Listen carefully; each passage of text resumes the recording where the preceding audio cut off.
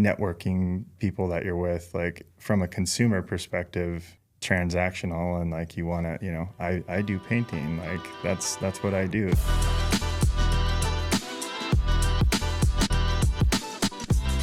All right, welcome to another episode of Connections That Matter. We tell Northern Colorado's best entrepreneurs how are they able to network and grow their business through awesome relationships. And today I have an awesome guest. Dustin Hunter from Ace and Diamonds Painting is here today. Dustin, welcome to the show. Thanks for having me. Ace of Diamonds, you got an ace up your sleeve. You got to tell us the story behind Ace of Diamonds. I like the Casino Royale movie. That was kind of like coming out around the time that I started, and just like it was really popular to play games of Hold'em, like in college that time, like right around that time when I was starting, and so just thought that branding was cool and kind of stuck with you. And my dad was a graphic designer for IBM for a long time, so he kind of helped me. I liked black stuff, and he's like, "No, you gotta do red."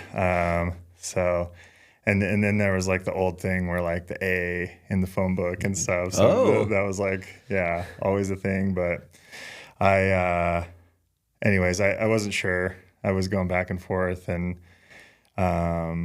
we took my grandma up to Blackhawk she was turning like 75. She liked to go up and just do like the penny slots up there. And anyways, I was playing blackjack, which I didn't like. I'm not a big gambler. There's a lot of things I'd prefer to spend my money on. Sure. Especially like on a table. It's kind of uncomfortable, but so my dad's kind of there watching and stuff, and it just so happened that I hit like a blackjack and the card was Ace of Diamonds. So My dad's like, "See, like, yeah." So, and then the "We Make Your Home Sparkle" came and all brought it all together. So. Yeah.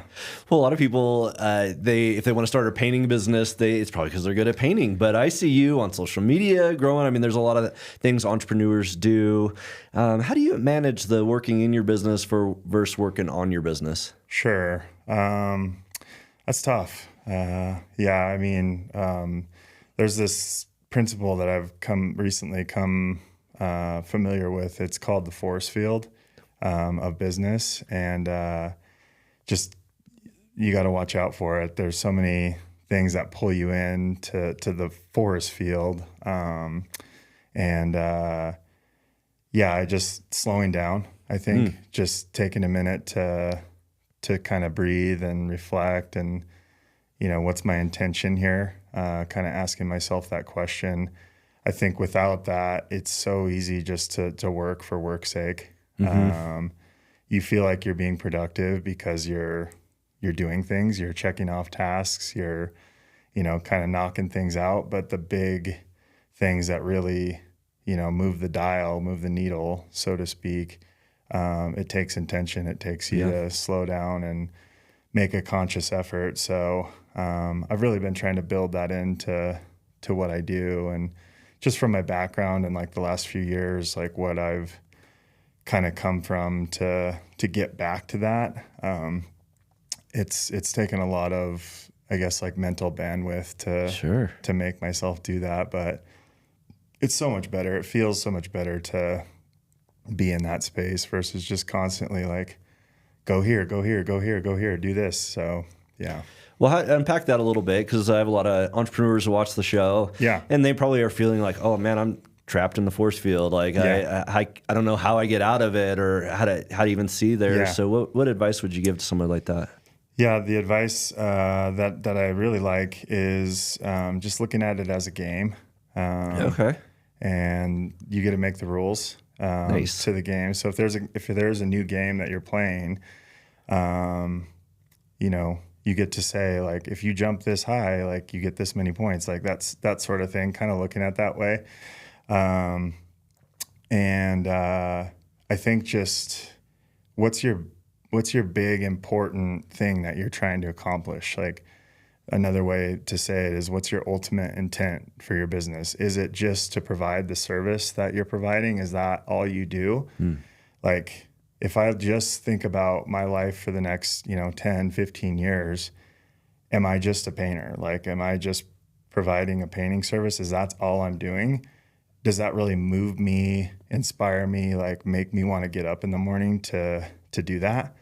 I think for me personally, no. The answer is no. So what's the impact that I'm going to have? And then really like the question I've been asking myself a lot lately, you know, through some of the work that I've been doing with the coaching program, but like when I'm on my deathbed, how will I know that I've created the impact that I wanted to create?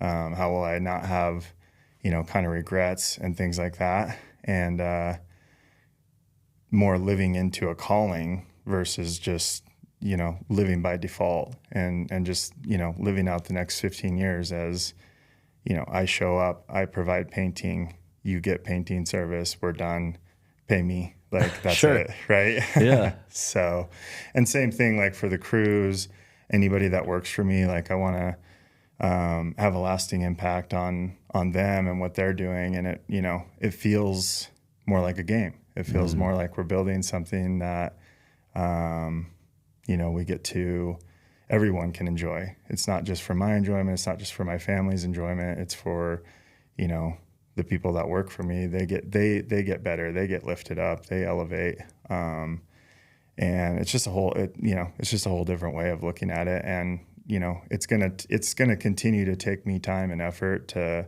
really get where I want to get with that. But that's what I'm working towards. And yeah, like I said, it motivates me to wake up in the morning and get after it.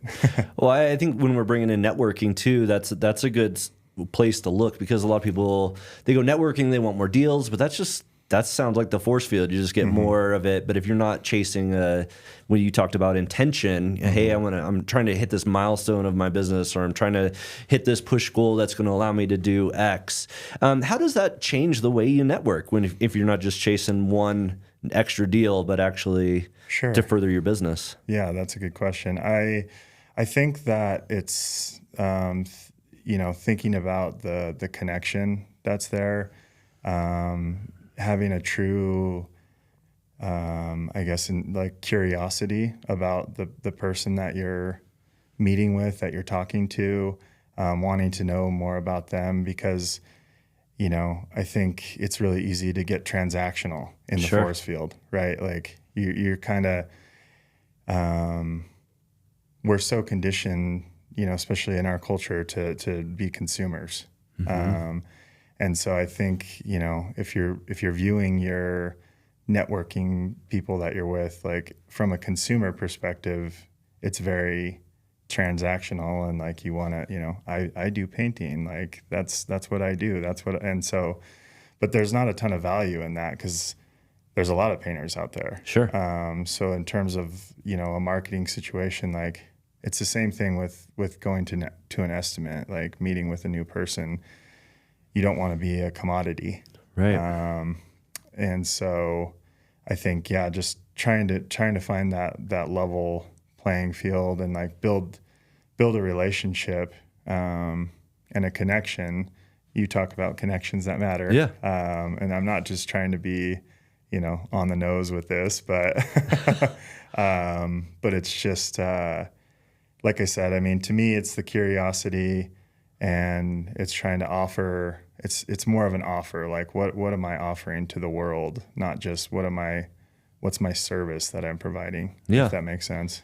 Well, if I'm an entrepreneur and I'm thinking, man, it's just tough to stand out amongst my competition, maybe I'm feeling more like a commodity. How would you coach me to build more relationships, to create more curiosity within there? What are some questions you ask that I might be able to ask? To like homeowners? Or, yeah, either way, just as you're building rapport. Sure.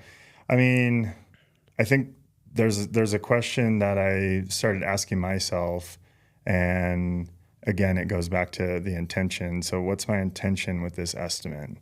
And just by kind of pausing, like I said, slowing down and asking myself that question, then I answer, and it's like, well, I'm going to serve this person powerfully, and I'm going to try and create a connection so that hopefully there's something that comes from that.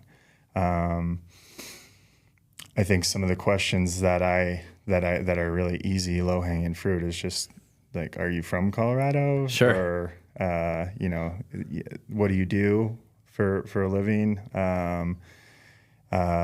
Especially like there is a genuine curiosity there for me when I'm going to some of these really big, fancy places. I'm curious. I want to know. But yeah, there's a lot of, I guess, rapport there, and you probably you have this too. You probably found this just being from Colorado. There's not a lot of us, so yeah, that kind of builds a connection. We talk about. I like to just find stuff in their house, commonalities that I see that, I have an interest in. What's that painting about, or what's that? Maybe they have a hobby that I notice. Obviously the hobbies that I like are easier Sure. to connect with and hit off on, but hopefully that answers Yeah. the Well, question. and it's like you're in a place where you're going into people's homes and helping their visions come to life. So that's a different level of trust than maybe somebody who just has a brick and mortar. Somebody's coming into their establishment, you're coming into somebody's home, and that takes an art, and people are going to remember how you made them feel through the process, not just the final job well done. But so talk to me about who you're networking with, who have been some of your top referral partners, either that you refer out to that do a great job, or send referrals to you. Yeah. So typically the trades are pretty obvious, and I work with some different roofing contractors that they usually refer us a ton, and we fill a need for them, through being able to do like drywall patching and stuff. Leaks happen, that sort of thing. So we try and be very fair in terms of that, and then in the hopes that it turns into bigger things. When we get the hail that we get here in Colorado, or they're doing bigger multifamily projects, stuff like that. And I've had a few of those things work out. I mean, for me, I like to refer. I like to educate people too. That's part of like how I feel I can serve them. So helping them to kind of understand their home. Gutters is a big one. Again, roofing is something that's easy. I just recently referred a roofer that does siding to replace some siding, because the way this homeowner was kind of remodeling their home. They have hardy board, and this contractor does hardy. Cleaning companies comes up. I like to, if we're doing like a full interior, I usually like to, go in through there with the cleaner, depending on what kind of project it is, and if they're already scheduled for a cleaner, but I'll still ask them who their cleaner is, and that sort of thing. Just kind of the obvious stuff. Window cleaning is something that I can refer. Insurance, especially when we're dealing with insurance claims, and they have these, you should just see some of these people, the frustration that they have to go through to, they're getting nickel and dimed on everything for their insurance company. So, somebody that is going to provide a better service and have something more to offer. And the good thing is I actually see it, like working with some of the, like seeing these claims, I can see who's, being more fair and and reasonable and that sort of thing. So I think those are some of the obvious ones that come to my mind. What colors are in right now? I know colors change and styles change. I mean, if you're watching this, we're filming this in 2025. But what have you seen as far as color choices and stuff? I think color itself is making a comeback. The last few, I would say, 5 to 10 years, like the whites and the grays and all that stuff have been really popular. We got away from warm tones, which was kind of like when I first started. Now I'm seeing a lot of like greens, like, the shirt that I have on. I'm seeing, blues and like navies and stuff like that. But there's some really popular colors. I like the dark, colors a lot. The iron ore, there's one urban bronze that's really nice. I like, there's a color called naval that we did a house for with white trim. It looked super sharp. Cool. Yeah. And then, I mean, like, doing things to the masonry, I think like having texture. So it's not so much about like the actual color. It's about like, the depth. Even, if you like look at this room, like, bringing different elements in, wood, iron, stone, different things like that. So I love the process of helping somebody like completely transform their home. It's a lot of fun. Do you have an eye for the color? I mean, the way my wife and I work, I'm like, I know it's going to look good if it looks good, but I can't just come up with it conceptually, where she is got more of an artist brain. She can come out and put different things and see it on a space. But how do you help clients like me that I want it to look nice, but I don't know how to make it look nice or what color to pick out? Yeah. So there's actually, there's a couple things. I mean, I do help myself still to this day if I know somebody's struggling with colors. I just recently I spent a couple hours with a couple, and I was playing marriage counselor through that too. It's like, but no, they so I have different resources in terms of the actual color, but like someone like you probably would help to see it. Yeah. So I've got a really good software that I use to do like some mock-ups. It's mostly for exterior that it works the best, but we can do some stuff for interior. Like if you're like changing your cabinets out, or you just have, like certain areas where it's like big enough, because the lighting makes it difficult with, you're messing with the computer screen and opacities and different stuff like that. But I've helped quite a few people like have their vision like come true, and they see it on the computer. They're like, okay, this is what we want to do, and we go for it. So when do a lot of people decide to do the painting? Is it buying a new house, now they want to make it themselves? Kids moved out, now I'm painting it a different wall. What do you see? What kind of situations? I mean, I think moving in, typically like they're coming into somebody else's, look and feel and design. And so they want to make it their own.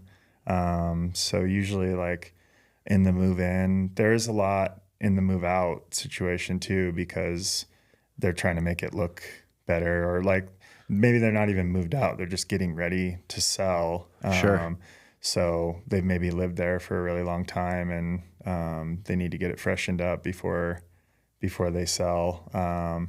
Which is so like unfortunate that you finally get to do all this remodeling and then just to sell, right? But and then as far as the exterior, most of the time it's because it's showing like where it's where. It's like, they're like, so whether it's a move in, move out, they've lived there for a long time. A lot of people will tell me that they've bought this house 5 years ago, and they knew from day one that they were going to get it painted.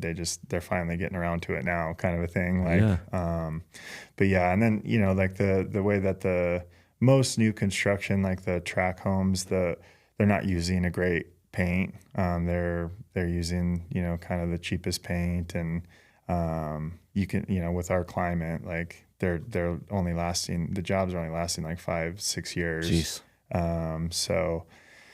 So they're, wanting to get something that's going to last longer than that and actually have some longevity. So that's why they would call us to come out and provide a good warranty and use good paint and do really good prep and, kind of stand behind our work. So. Yeah. Well, what big goals are you chasing, Dustin? And who are you networking with that are going to help you get there? Like if you bet on yourself and your current network and you say, hey, these are the people that are going to help me hit this big thing. One, where are you going? And then who are the people that are in your corner? Sure. I mean, as far as like big goals, right now it's to create a future, like declare a future for my business that is moving, inspiring, touching, and then find the people that are like to me, personally to me, but then find the people that are also moved, touched, inspired by that, and have them, come into that. Because right now we're kind of still in the building phase. I have a production manager. I just recently hired an office manager, planning to hire a salesperson. I don't know if that's going to be this year or next year. It's looking more like it'll probably be next year. And really just designing a life, like living, like I said, not living by default. I want to live intentionally, and I want, to bring people in that are able to kind of live into that future. So I don't have like, big fancy revenue goals or anything like that right now. It's more just like, this is what we're doing. This is where we're headed. Get on board if that's what you want. And yeah, we'll bring you with you. As far as like a network goes, I think people that can see themselves in that, can see themselves in that world. They're intentional about what they're doing. They're declaring, a future for themselves and for their business. I see, there's partners that I've started to make here in this networking group. I think that you're a moving, inspiring leader. So I'm glad to be, in a group with you. I've got a lot of trust in you and your experience. And so just hoping to continue to build that. And I think, I've been sort of reserved and not really authentic so I don't think people really always know a lot about me, because I tend to keep things like tight to the chest. So I think my ambition is to be a little bit more open, be a little bit more authentic, and find people who like me for who I am.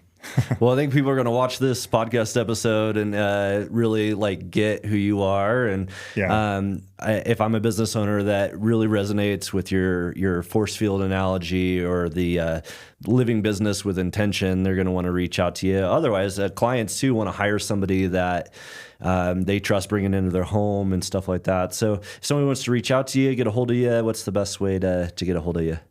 I think go to the website, www.aceofdiamondspainting.com. I had to think of that one. I don't know why. Obviously we have our phone number on the website. You can also Google business. If you search us for Longmont or Erie, you're going to be able to find our phone number, and then also see that, a lot of people like what we do too in the area. So yeah. Lots of 5-star reviews. Well, Dustin, thanks so much for coming on the show. This has been awesome, and look forward to seeing you around Northern Colorado. Right on. Thanks for having me.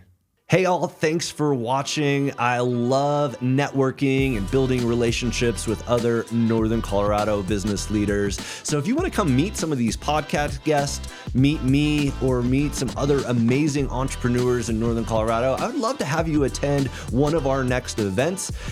Go in the podcast description. There's a ways that you can see our upcoming schedule, and maybe you could be a future podcast guest as well. Thanks.